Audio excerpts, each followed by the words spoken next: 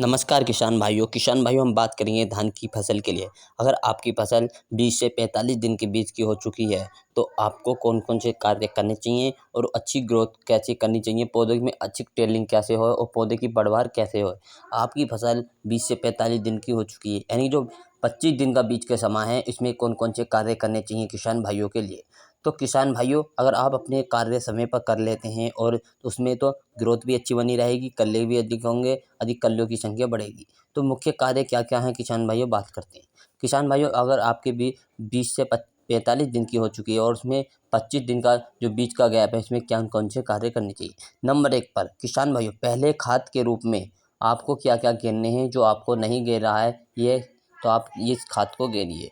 Number 1 पर आपको लेनी है जिंक सल्फेट। अगर आप किसान भाइयों, आपने जिंक सल्फेट का अभी तक अपनी फसल के अंदर उपयोग नहीं किया है, तो अपने धान की फसल के लिए जिंक सल्फेट का गेरना बहुत ज़रूरी है।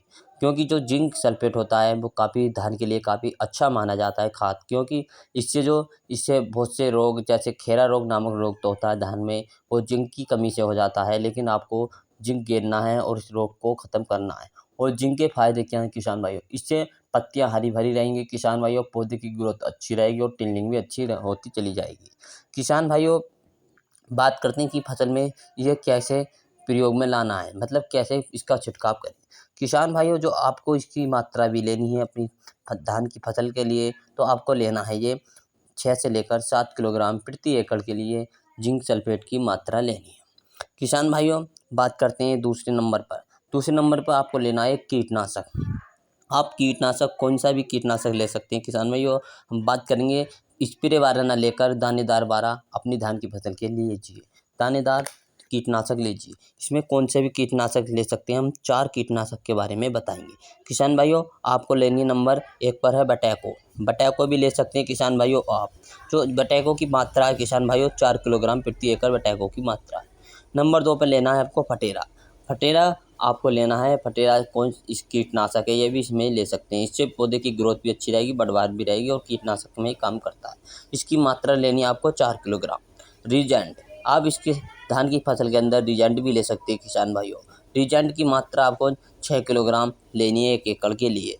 किसान भाइयों, नंबर 4 पे लेना है काटप। काटप हाइक्लोराइड लेना है किसान भाइयों। यह श्री राम वालों का ले सकते हैं, कौन से भी कंपनी का ले सकते हैं काटप। इस काटप की जो मात्रा है 5 किलोग्राम प्रति एकड़ काटप की मात्रा गेरनी पड़ती है। किसान भाइयों, जिंक सल्फेट और कीटनाशक, इन्हों को अच्छी तरह से मिला लीजिए अपनी धान की फसल में, और यानी कि 20 से जो 45 दिन के बीच का है, इसमें आप उसका अच्छी तरह से छिड़काव कर दीजिए। और किसान भाइयों, यदि 15 दिन के बाद यूरिया के साथ सागरिका का प्रयोग नहीं किया है आपने, यानी कि 15 दिन की फसल भी हो चुकी है, लेकिन आपने कोई माइक्रो न्यूट्रिएंट नहीं गेरे हैं और उसमें पोषक तत्व की कमी है, तो आपको एक सागरिका की लेनी है। सागरिका की जो मात्रा लेनी है किसान भाइयों, 10 किलोग्राम सागरिका लेनी है। 10 किलोग्राम सागरिका लेनी है और सागरिका के साथ-साथ यूरिया भी लेना है किसान भाइयों। यूरिया की जो मात्रा है 45 किलोग्राम प्रति एकड़ के हिसाब से यूरिया की मात्रा लेनी है। और इन तीनों को, यानी कि नंबर 1 जिंक सल्फेट, नंबर 2 कीटनाशक, नंबर 3 पर स सागरिका, और चारों को इन्हों को अच्छी तरह से मिलाकर अपनी धान की फसल के लिए छिड़काव कर दीजिए। और जो छिड़काव कर कर उसमें अच्छी तरह से पानी लगाइए। और सिंचाई की व्यवस्था अच्छी होनी चाहिए। मेड़ चारों ओर से मजबूत होनी चाहिए, क्योंकि अगर मेड़ मजबूत रहेंगे तो बहुत अच्छा रहेगा, क्योंकि पानी एक दूसरे के खेतों में नहीं बाहर निकलेगा। तो किसान भाइयों, हमने बताई धान की फसल के बारे में। 20 से 45 दिन की हो चुकी है, तो उसमें टिल्लिंग कैसे करें, पौधों की ग्रोथ कैसे करें, अच्छे मेड़ा कौन सा कैसे करें, और पौधों में अच्छी भरवार के लिए आगे भविष्य में कैसे अच्छी पैदावार मिल सकती है। किसान भाइयों, अगर आप इन खातों का प्रयोग कर लें